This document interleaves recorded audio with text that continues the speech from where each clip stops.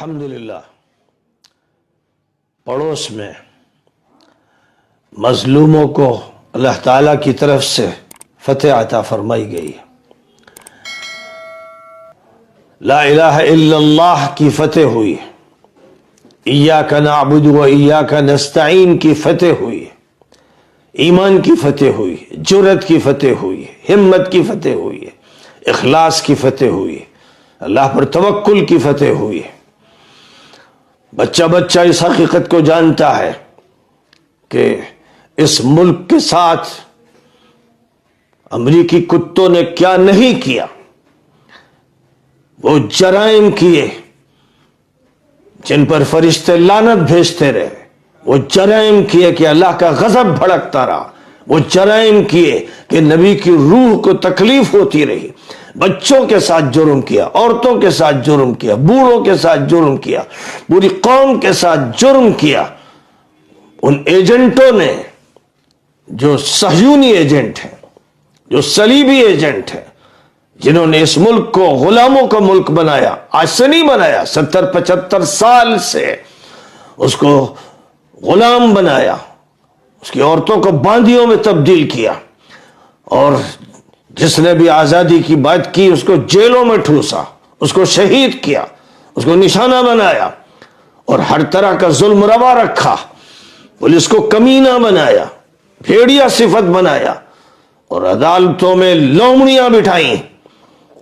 اور جو طاقتور حلقہ ہے جو ہمیشہ گردن میں پٹا ڈالتا رہا، اور اس کی گردن میں پٹا امریکہ کا پڑا رہا، جن مجرموں نے معاشیات کو تباہ کیا، سماجیات کو تباہ کیا، دینیات کو تباہ کیا، جنہوں نے اس ملک سے لا الہ الا اللہ کو کھرچ کے پھینک دیا، جو اس کے لیے تیار نہیں تھے کہ وہاں صدا لگے ایاک نعبد و ایاک نستعین کی صدا لگے.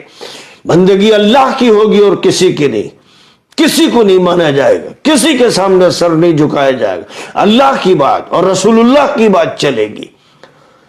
جس نے یہ بات کی اور جس نے اس بات کو ایک جوان کی بات، ایک خاتون، ایک بچے کی بات بنا دیا، یہ نعرہ بنا دیا، یہ دل میں بٹھا دیا، وہی نشانہ بنایا گیا، اس پر جھوٹ بولا گیا، اس پر بے شمار کیسز دائر کیے گئے، اس کے لیے عدالتوں میں کتوں کے پلے بٹھائے گئے، اس کے لیے پولیس کو بھیڑیا بنایا گیا، اس کے لیے انسانیت کا خاتمہ کیا گیا، اس کے لیے انسانیت کا خاتمہ کیا گیا، جیل بھر دیے گئے، اور جھوٹے حملے کر کے پوری سازش رچ کر جو ذمہ دار کہلاتے ہیں ان کی طرف سے ایک سازش رچی گئی. اور وہ سازش اس طرح رچی گئی کہ جو لیڈر تھا اس کو عدالت میں بٹھا کر شیشے توڑ کر مجرموں کی طرح اس کو گرفتار کیا گیا تاکہ انتشار ہو. اور اس انتشار کے ایجنٹ پہلے سے تیار تھے جنہوں نے سارا عمل کیا اور الزام دوسروں پر رکھا، اور ہزاروں انسانوں کو گرفتار کر کے جیلوں میں ڈالا. اور اس کے بعد جب وہ مجبور ہو گئے کہ اب حکومت ان کی بندروں سوروں کی ختم ہو، تو ایک ایسی چڑیل کی حکومت لائی گئی جو مسلط کی گئی اسی مقصد کی خاطر کہ پھر اس الیکشن کمیشن کے حوالے کیا جائے انتظام، جو حقوق چھین لے، نشان چھین لے، کاغذات چھین لے، جو وہ عمل کرے جو واقعہ یہ ہے کہ ڈائریکٹ ایجنٹ بھی نہیں کر سکتے. کمینے پن کا عمل، ہر جرم کیا اس نے، ہر ظلم کیا اس نے. عبرتناک سزا کا مستحق ہے الیکشن کمیشن. کاش کہ قوم کا شعور اس درجے بیدار ہو کہ وہ دیکھ لے کہ کون کون ہے جو مجرموں کی لسٹ میں ہے، ان کے ساتھ پھر کون سا رویہ اختیار کرنا چاہیے. نبی پاک علیہ السلام نے عقل اور عرینہ کے مجرموں کے ساتھ جو رویہ اختیار کیا، اور ان لوگوں کے ساتھ جو رویہ اختیار کیا جن کے بارے میں فرمایا تھا کہ اگر تم ان کو غلاف کعبہ پکڑے ہوئے دیکھنا تو بھی یہ بخشے جانے کے قابل نہیں ہے، یہ وہ مجرم ہیں، ان کے ساتھ وہ معاملہ نہیں ہونا چاہیے. جو غلطی سے ڈاکٹر مرسی نے کیا تو پھر یہ منافق، یہ مجرم، یہ یہودی ایجنٹ انہی کے خلاف پلٹ پڑے اور ان کے حقوق چھین کے ان کا خاتمہ کیا.